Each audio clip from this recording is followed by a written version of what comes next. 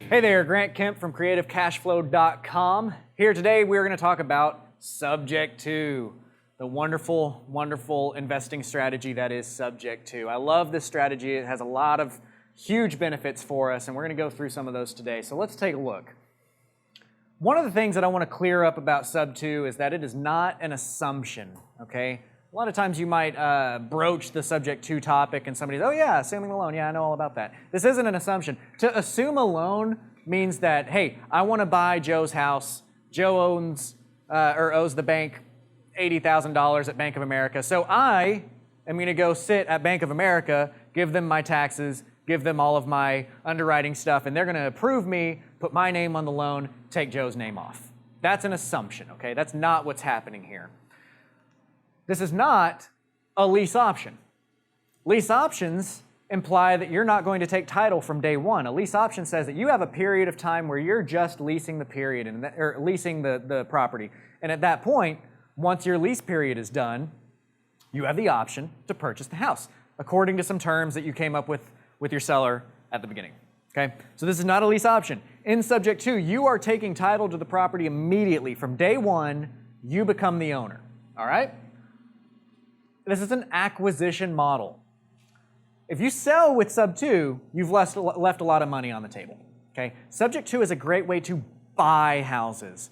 In our basics video, that if you haven't watched that yet and you're kind of getting lost on some of the verbiage and that kind of thing, go ahead and go back and watch that. But in our basics video, we talk about owner financing as a blanket term. Owner financing is an umbrella term that says there's multiple things inside of it, right? Subject to is one of the strategies. Subject to is one of the ways that you can use owner financing. Well, subject to is an acquisition strategy. It's a way for you to get into the property because with subject to, you're essentially taking over on payments. Now, subject to is short for the phrase, I will buy your house subject to the underlying lien staying in place as is.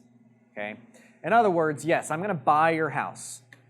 You're going to deed the property over to me, and I am going to continue making those payments to Bank of America for you.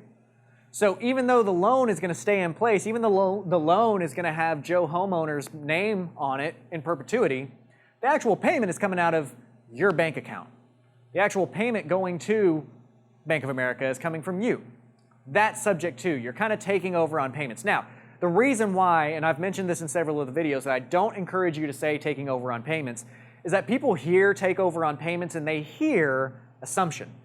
They hear loan assumption, and loan assumption implies that they, as the seller, are having some of their responsibilities removed. And we do not want to imply that. We don't want to give them the impression that at the end of the day they are not still liable on the loan, because they are, right? That's part of the key here, is that they still have their name on the loan. They are still the ones that if a foreclosure hits from the bank, it's still going to be their name that gets hit on that. It's still going to be their credit that gets affected. Now, the flip side of it is as you're making payments on time and moving forward, that's actually helping their credit. That's showing that payments are being made on their credit report for this mortgage. And as long as you're making it on time like you should be, that's actually going to help them out. So it's kind of a double-edged sword. One side is bad, one side is good. And you can use that in your negotiations. I encourage you to watch our negotiations videos. There's going to be a series there of different types of negotiations and how you can get people to say yes. This is going to be kind of new to a lot of people. The subject to strategy is a little bit different, right? And it's going to be a little bit of a mind meld that occurs around this strategy. But I want you to understand that once you get this, once you're really trucking with it, it's not that hard to get people to agree to. I know because I talk to a lot of people and I train a lot of people how to do this business. One of the first things you're going to do after I tell you about this is like, yeah, but whoever would do that? Trust me, I do this all the time. I mean, I go through times where I'm buying 5, 6, 7 of these a month, and people are saying yes, and they're happy about it, and they're thanking me at closing. So don't think that they're not out there. Don't think that sellers where this works for them don't exist, because they do exist. Just because you can't see yourself doing it doesn't mean that other people won't, right? So that, by the way, is just a great negotiation tip in general, is you always have to be looking at things from your seller's point of view.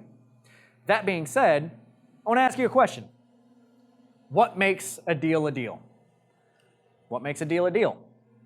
A lot of times my response is going to be, oh, well, it's got to be a 70-cent purchase, and I want a 3-bedroom house. I want it to be brick. It needs to be at least 1989 or newer, and blah, blah, blah, blah, blah, blah, blah. You want to know what makes a deal is a willing seller.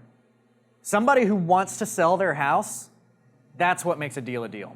If you have the strategies that I'm going to teach you through this series, especially with subject to and owner financing, if you have those in your belt, you have the ability to buy any house. If you've got somebody that wants to sell a house, you've got a way to buy that house. And that's one of the huge, great benefits to subject to, because you start looking at subject to like that, and it leads you open to all of these wonderful possibilities. With sub 2, you're able to buy at high LTVs. Your loan to value can be 100%. Your loan to value can be 105%. And why is that?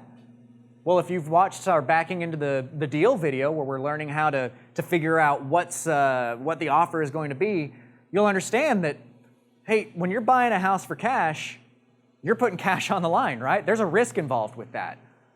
Well, if you're buying subject to, if you're again taking over on somebody's payments, what is your risk really? You've risked a signature on a piece of paper. You haven't risked $80,000 out of your back pocket, right? So it allows you, by using the strategies that we're going to talk about, by backing into the deal, by looking at the deal in this different way, it allows you to understand that, hey, maybe LTV isn't the only thing here, right? Maybe there's a possibility for me to make a ton of money even though I'm buying at 90 cents. And there is, and subject to is that answer. Financing. This is built-in, unlimited, non-institutionalized, non-recourse lending. How much better can it get? All you have to do is sit across the table from somebody, know what you're talking about, have them sign the contract, and you're good. You've got your lending in place. No going to a bank, no showing a banker all your taxes, no having to go through all of those steps, hoping for approval and all that kind of stuff. You just get your seller to say yes. You get your seller to say yes to selling you the house. You get your seller to say yes to taking installment payments, and you're good. Disposition. One of the beauties of subject to is, again, this is an acquisition model. This is a way that you buy properties, right? So if you buy with subject to, nothing says that you can't rent that property. Nothing says that you can't go out and wholesale it. Nothing says that you can't flip it, fix and flip it, whatever. I like to talk about buying with owner financing and selling with owner financing. I like if I buy a house with owner financing, I sell it with owner financing. However, mentioned before, I've just bought a house where I bought it with subject to because it's a little bit larger of an LTV, bought it with subject to, I'm going to put very little money into it. I'm going to stick it up on the open retail market. I'm going to make about $30,000, $35,000 on it, right? That's a possibility as well. That's one of the great things of subject to. It's purely acquisitional. It's fast and it's cheap. You're going to close this deal through an attorney's office, right? You don't have to go through the title company.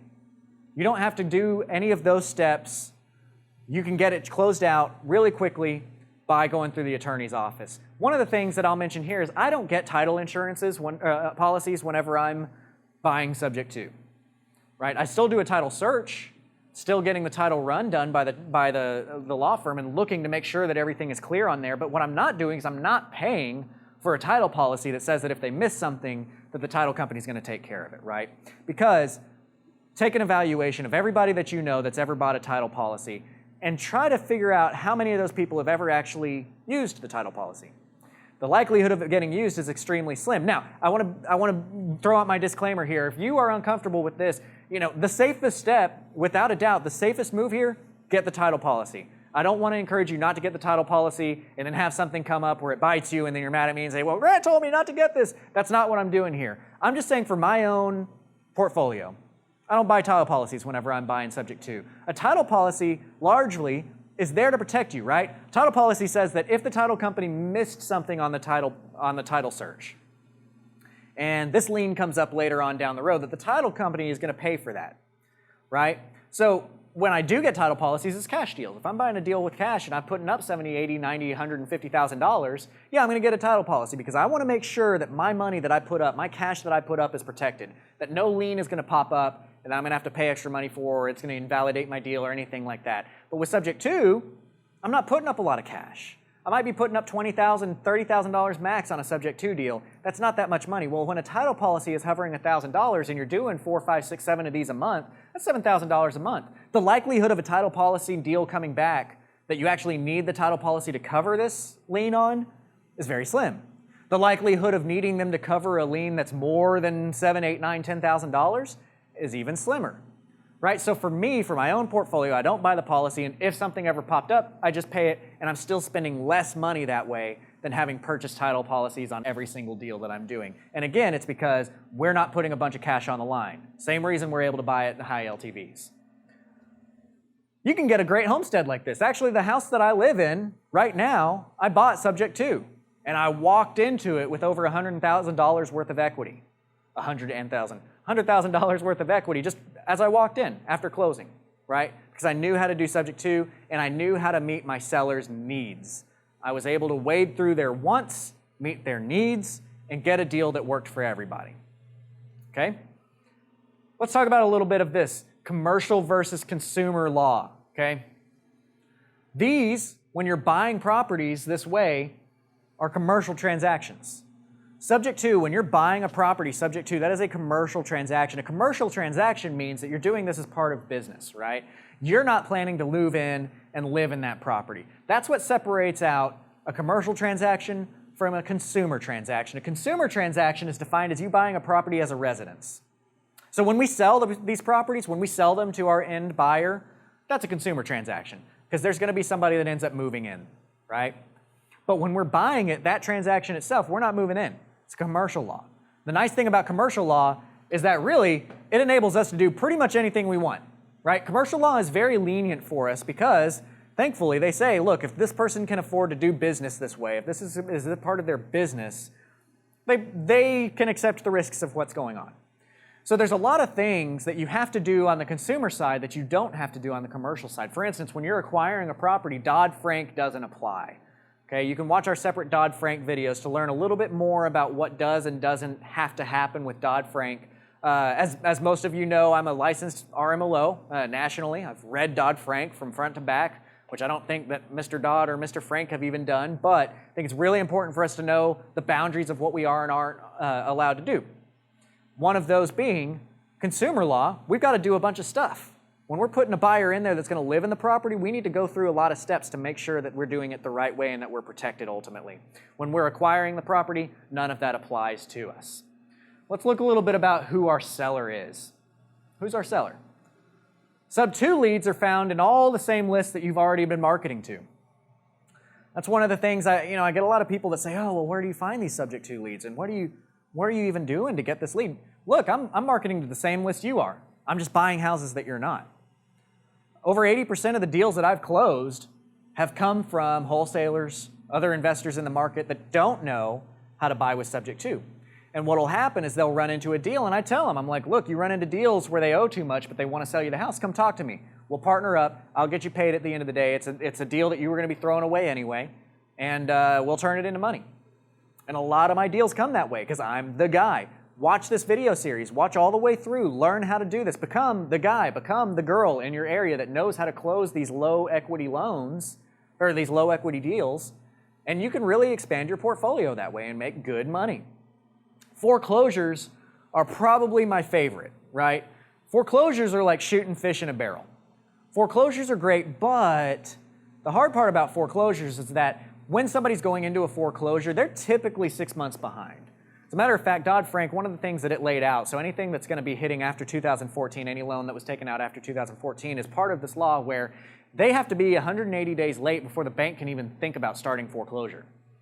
So with that being said, we know that they're 6 months behind anytime they're going into a foreclosure scenario. Well, if that's $1,000 a month, that's $6,000 behind before attorney's fees even pop in, right? So as you're buying these foreclosure leads, every one of them you're having to put $6,000 up front to pull them out of that auction, and you do that 2, 3, 4 times a month, that capital starts to add up. Now that's where it becomes beneficial to talk about private money and all that kind of stuff, and you can watch our private money video to figure out a little bit more about how you can work private money to get this second lien position in place, because I'll tell you right now, whenever I'm buying deals, if I've got somebody that's behind on payments, $8,000, and then I need to put $20,000 into rehab, that's $28,000. Well, I go to one of my private lenders, and I say, hey, I need $28,000 to make this deal work, and I pay them interest.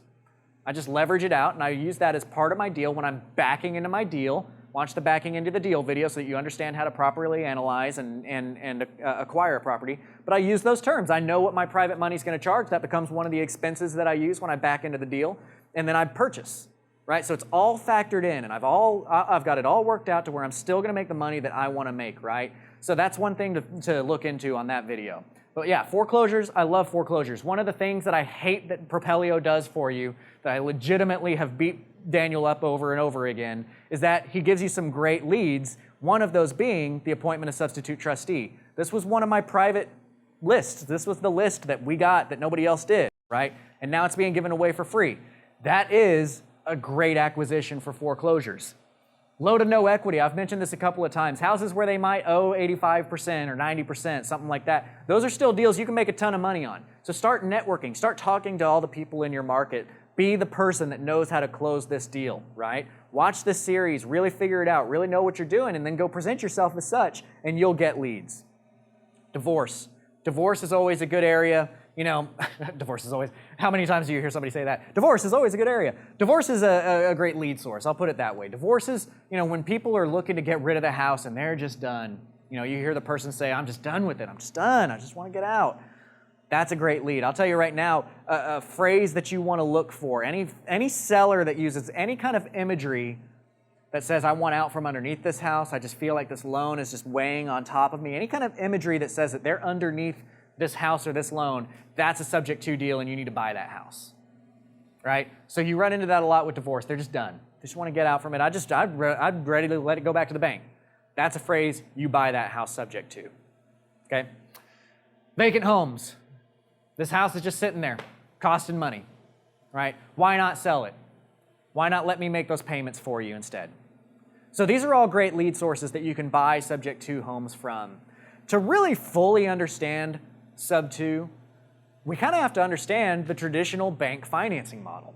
So let's take a look at that. In a traditional bank financing model, we've got a home here, right?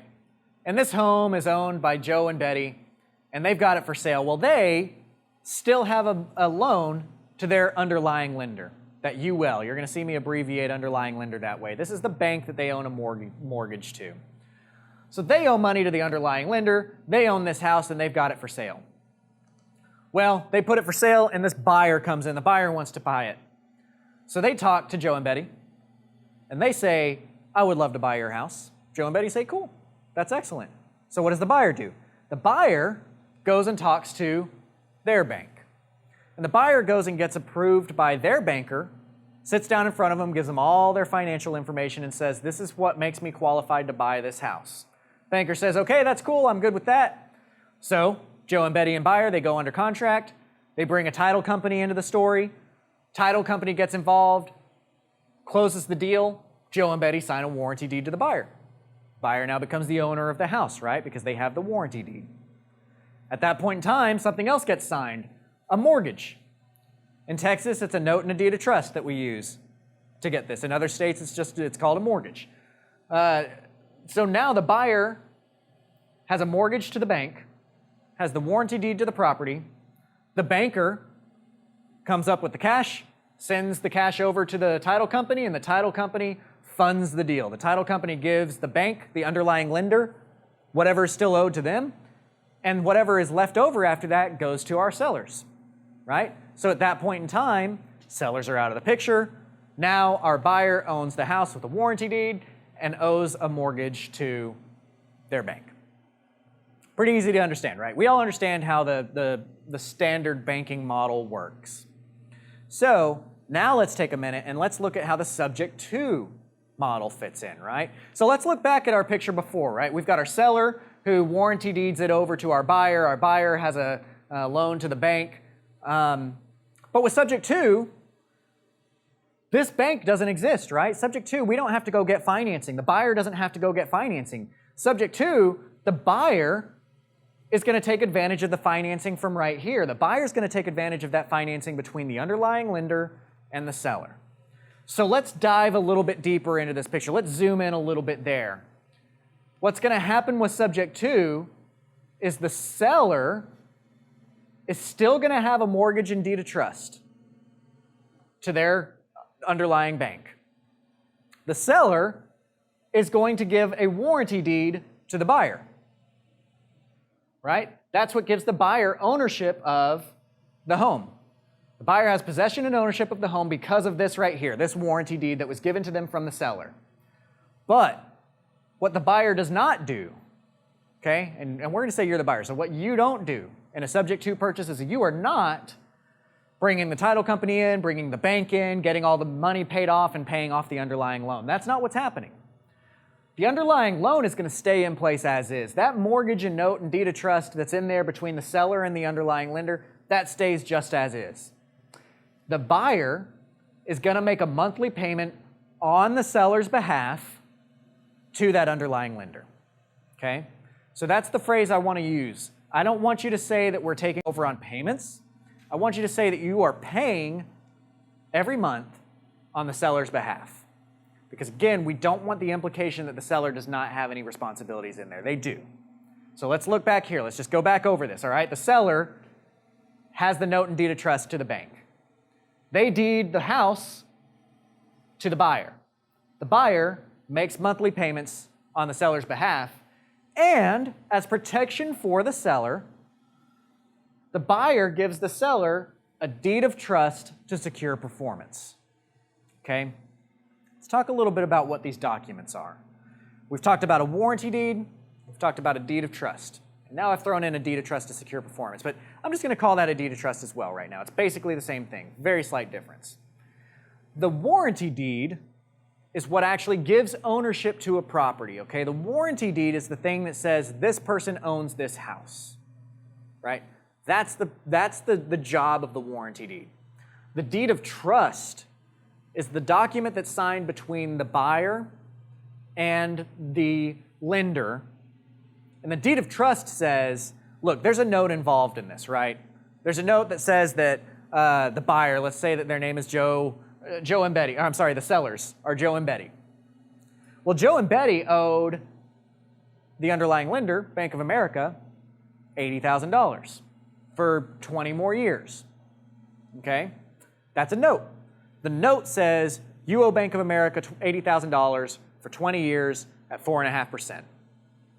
That's all that's included there.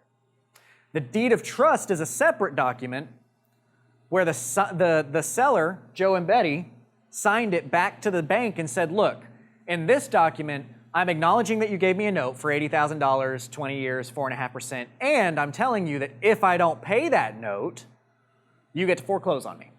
That's what the deed of trust is. The deed of trust is the instrument that allows the bank or the lender to foreclose on the person being lent to, okay? So you're gonna see positions in there called a grantor and a grantee. In the deed of trust, the grantor is the seller. They are saying, hey, bank, grantee, I'm giving you a document that says that if I don't pay like I said I was gonna pay, you get to foreclose on me, okay? Now, by the way, in that deed of trust, when they initially sign it, there's gonna be a position in there called the trustee. Now, the trustee is who the bank is gonna say will do the foreclosure if it comes down to that. The trustee is the person, the lawyer that's actually gonna perform that foreclosure. So, a lot of times you've got a big law firm where they may just put one of the partners in there and say, okay, well, this law firm is gonna do the foreclosure for us.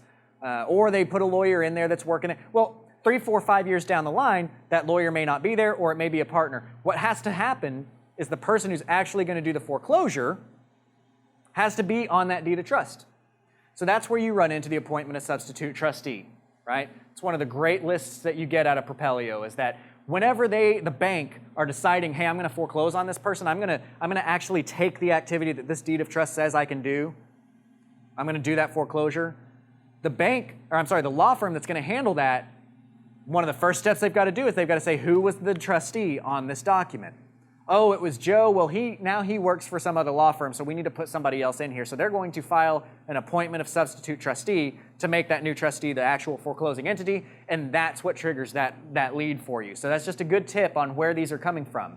Now, we've got a deed of trust and a note between Joe and Betty and the underlying lender here.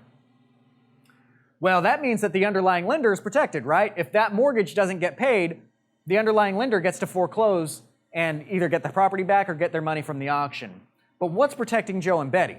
That's the question. What's protecting Joe and Betty? So that's where that's where the deed of trust to secure performance comes to play. You as the investor are going to sign another deed of trust to Joe and Betty, the sellers, that says, hey, I told you that I was going to pay your loan on your behalf, right? You're going to use the phrase, you're paying on somebody else or on the seller's behalf, right? So I told you I was going to pay on your behalf every month. And if I don't do that, you get to foreclose and take this property back from me. That's why this is a deed of trust to secure performance. Because this deed of trust is not securing what you said would happen in a note. You're not getting a note from Joe and Betty. What you are getting is, or what you are giving them, is a promise to perform. So the DTSP, the deed of trust to secure performance, says if I don't perform as I said I was going to perform, you get to foreclose and get the property back from me. That being said, I want to look at this a little bit differently, okay? I'm going to change this picture up a little bit. Now, again, just to go back over one last time, you have possession of and ownership of the property. You're making monthly payments on the seller's behalf. You've left the mortgage, the note, and deed of trust alone, just as it was from the start. Joe and Betty's name remain on it, but you're paying it every month. Joe and Betty gave you warranty deed, which is what gives you this ownership. And in return, you give them a DTSP that secures performance. The way I want it to be outlined here, though, is I want you to look at it this way. That mortgage that Joe and Betty have with their underlying lender, that's first lien position. That mortgage is the one that has the ultimate say in what's happening because it was recorded before this transaction ever occurred between you and sellers. When you agree to pay those monthly payments and you get a warranty deed from Joe and Betty and you give them a deed of trust to secure performance back, that is a subordinate lien. That's a second lien position. I want you to go back and watch the understanding of the basics videos to understand a little bit more about lien positions and why that matters, because it's very important in this world to understand subordinate versus first lien position. But this is outlining your bank loan between the sellers and their bank is the primary loan. If that loan does not get paid and that loan forecloses, your stuff is wiped out. You're done. So it is imperative that you do everything that you can do to keep that loan performing. Even if you're not making income on that property, not only ethically is it good for you to continue making that loan perform, because, by the way, Joe and Betty have trusted that you're going to do what you said you were going to do, right? That's why I stress so much, do what you say you're going to do. If you've got this house and this lien in front of you, and you're going to buy it subject to, know that there may come a time where you have to float that bill for 4, 5, 6 months. There may be a time where you have to make that payment and you don't have any income coming in. At the end of the day, you're going to make it back. You're going to make a lot more money, ideally, but you may have to come up with that money. So if you don't, that foreclosure occurs. Well, not only do you now lose your asset, which, by the way, finding the asset is the hard part, but you've also kind of screwed over Joe and Betty because that loan is in their name. Okay? Now they have a foreclosure on their record. So it's really important that you don't do that to them. It's really important that you do the right thing and try and keep this stuff performing. However, let me step off to the side here too. Everything is a double edge, right? Everything has a positive and a negative. Well, that's one side of it. But what's the positive? The positive here is, again, ethically and morally, it's in our, it's our duty to do this the right way and make sure that everything's performing. But legally, from a legal standpoint, the only thing that matters at the end of the day is what's in paper. Right? This is why it's so important to get good contracts. It's so important to deal with people that actually know what they're doing with subject to, with owner financing specifically, that it's their niche, that they understand, right? Your attorneys, your RMLO, that kind of stuff. You want them to understand what's going on because when you have it like this, okay, if a foreclosure did occur, what did I say before? It's going to affect Joe and Betty. What did I not say? I did not say it's going to affect you because from a purely paperwork standpoint, you don't have recourse on this deal. It's part of the equation when I say that this is non-institutionalized, non-recourse funding. Foreclosure occurs, goes against your company. You should never sign anything personally on any of these deals, right? You should have it all going through your LLC, all signed as a member of your LLC. So that is not going to affect you.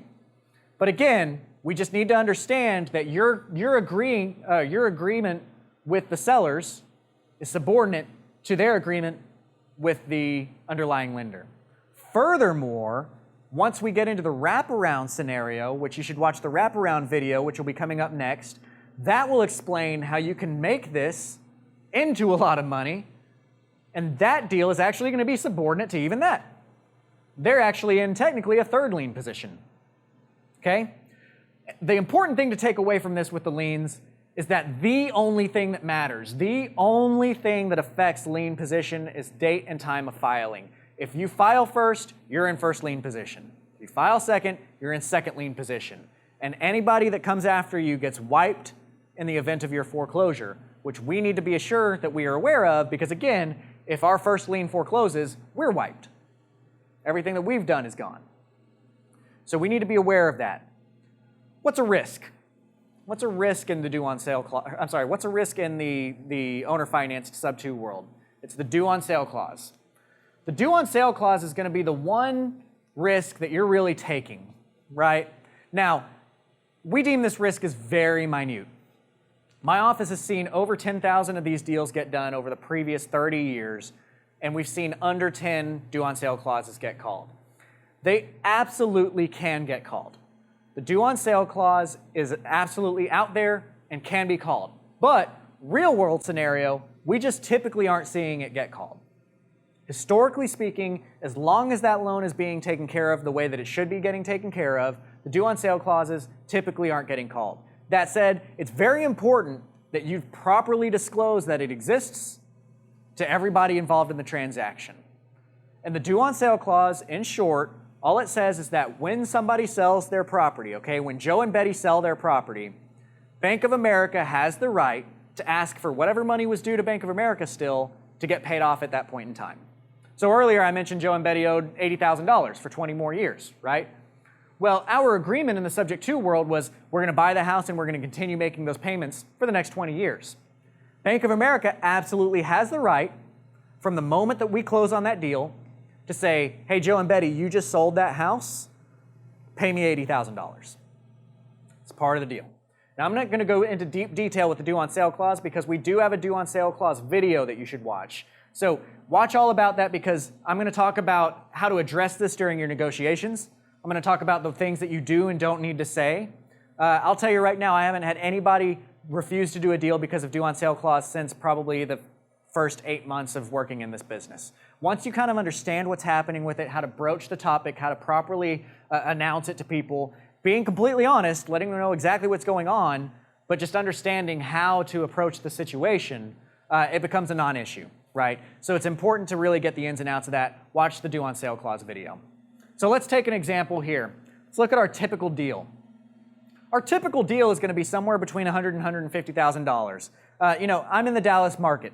So a $100,000 and $150,000 house is going to be very different from a $100,000 and $150,000 house in California or in New York, but that's where I'm working right here. It's kind of that low to moderate end housing. It's not low end, right? You're still getting a brick house that's maybe built in the 80s, and it's not in the greatest part of town, but it's pretty good, right? It's low to moderate income housing. Most typically, they're going to be around $8,000 behind if they're behind. Somewhere between $4,000 and $8,000 is what we're looking at. There's typically going to be somewhere in this $12,000 to $15,000 rehab that could or should go into it. Now, I will say I bought a lot of houses that I didn't have to do any rehab to. I literally took over on the loan, sold it to somebody else without doing anything to it, started making a bunch of money. I like those houses. But you should also be prepared for needing to go in there and get some work done.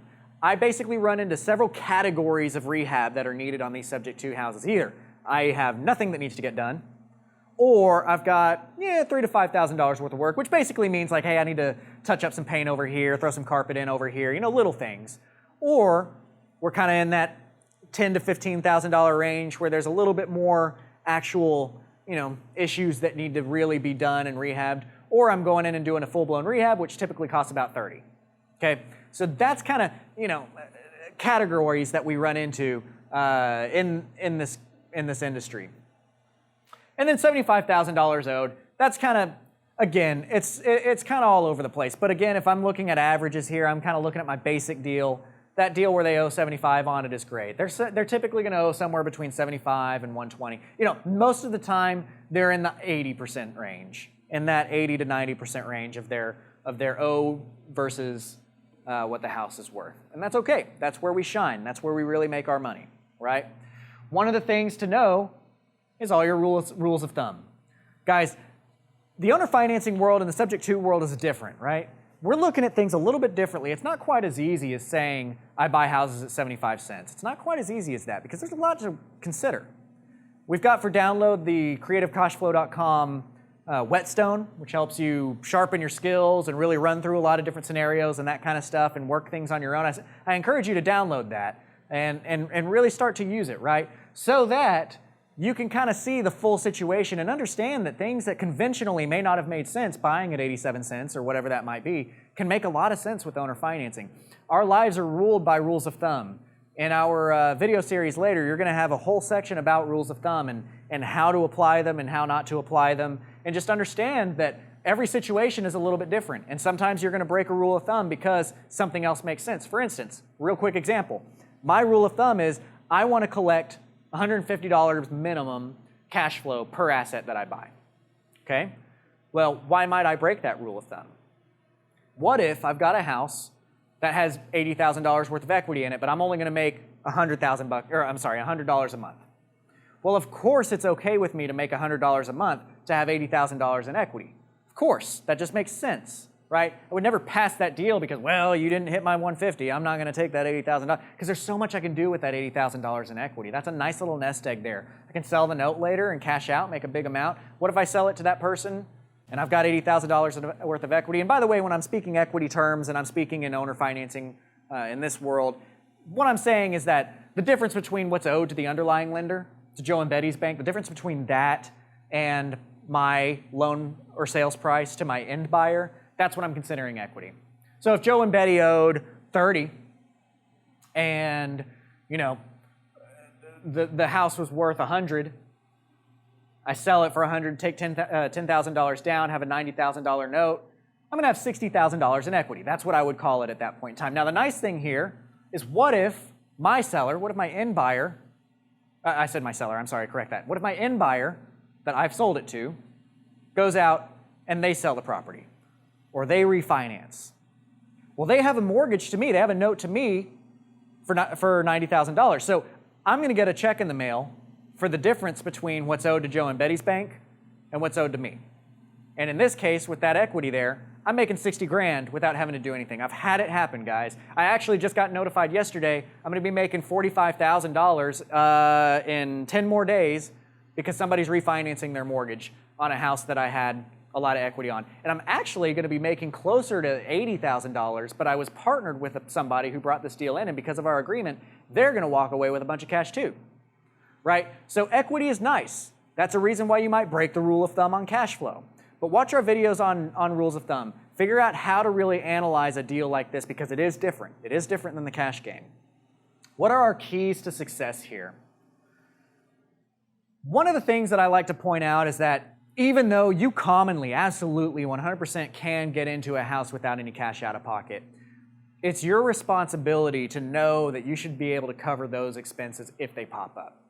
Now, I'm not going to say that you can't buy houses without any money. I used to actually market that a lot. I used to say, hey, this is a great strategy to buy houses without any money. But Daniel one day pointed out a really good point to me. He's like, man, you know, he's pointing out a deal that I'm working on right now with actually one of his employees from Propelio. It's sat on the market for a long time now. It was kind of a strange deal to begin with, and it's in an area of town that's just not good for owner financing. It sat for a long time. And we had to go through lawsuits with the seller because they decided to go south on us and just all kinds of crazy stuff. Well, I've had to float a lot of money to make that deal work. If I didn't have a lot of money to float that with, that would have hurt the deal, right? We wouldn't have been able to complete that deal. So I do like touting, okay, you can do these deals without any cash because you can. My first 50, 60, 70 deals that I did, I didn't put any money into them at all because I was playing the game, leveraging, arbitrage, all this kind of stuff that you can put these pieces together. But again, it is responsible to have an exit. It is responsible to know that if expenses are going to pop up on this loan, you're going to be able to take care of them. Another key to success is good contracts. I can't stress this enough. You've really got to work with attorneys that know what they're doing. I've mentioned this in other videos, but I'll say it again. You know, you can't just go and pay $350 to some attorney who's going to give you a note and a deed of trust to close this owner finance deal. There's a lot more to that in subject to. There's a lot of things that you need to consider. So you really need to work with an attorney who's familiar specifically with sub 2. So what you want to do is you want to go to your investor club meetings and ask around. Because typically every market has the guy. Every market has somebody that's good at that. specifically. So find what other people are doing. You'll be able to figure that out.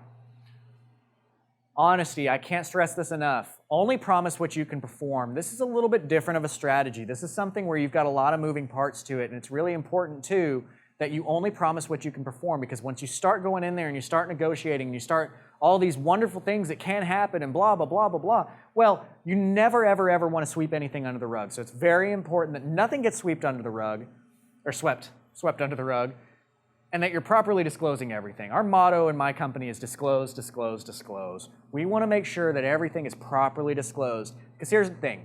There is a risk. The due on sale is a risk to your seller. If the seller goes into this transaction and does not understand that, you've messed up and it's your fault if something goes wrong. However, and actually to add on to that, I would add it's unethical for you to close that deal because you've not properly disclosed the full situation to your seller. However, if you've properly disclosed everything that could happen, all the positives, all the negatives, and granted, there's different ways to say things. You can say things in ways that make it sound good. You can say things in ways that are going to make it sound terrible, right? We're not going to do that. But as long as everybody understands what they're getting into and they still decide to move forward and they're making informed decisions, everything's fair game at that point in time. It's all good, right? So disclose, make sure that people understand what's going on. One of the common questions you're going to receive from your seller is, can I buy another house? Right? If I sell you this home subject to, can I buy another house? Can I get another loan? I'll tell you this, my sellers have had no issues with that, okay?